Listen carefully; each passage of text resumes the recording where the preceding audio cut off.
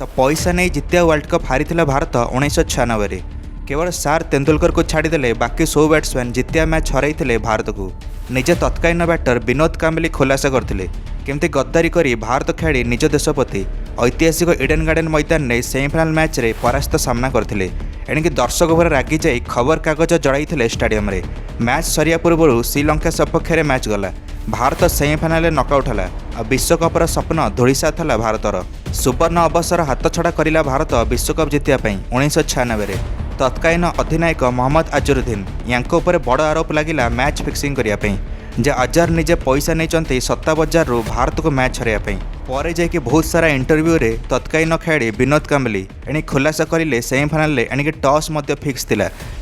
मैं कभी अपने देश से गद्दारी नहीं करूंगा, अपनी टीम से गद्दारी नहीं करूंगा, क्योंकि ये 96 का मैच मैं लाइफ में कभी नहीं भूल सकता हूं। एणिकी सचिन तेंदुलकर चाहूले एणिकी टॉस जितंतु अजहर आउ बैटिंग निष्पत्ति नियंतु कौन पाइना पिच पूरा सुखी सुखी जाऊला एणिकी मैच आरंभ कलिकतार इडेन गार्डन रे आ पिच जिते पुणा हम बैटिंग पे मुस्किल हम किंतु अजहर संपूर्ण उल्टा कले कैप्टन अजहर टॉस जितिकी बॉलिंग निष्पत्ति नेले आ श्रीलंका मौकार फायदा उठाइला प्रथम बैटिंग करके श्रीलंका 251 रन जड़िला बोर्ड रे निर्धारित 50 ओवर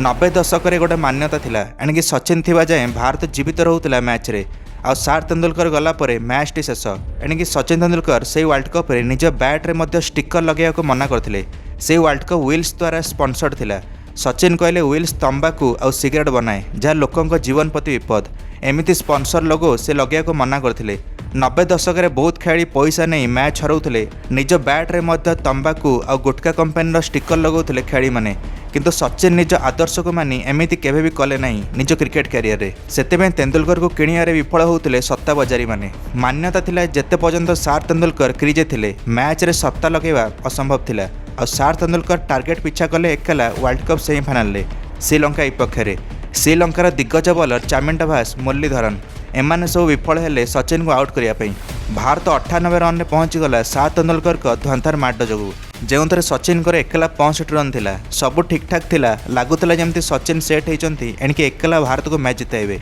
कलिकतार इडेन गार्डन रे तापर किंतु जयसूर्या स्पिन रे स्टंप आउट हेले तेंदुलकर 98 रन में गोटे विकेट हराई भारत तेंदुलकर गला परे आगामी 12 ओवर 120 रन में 8टा विकेट हराई बसिला भारत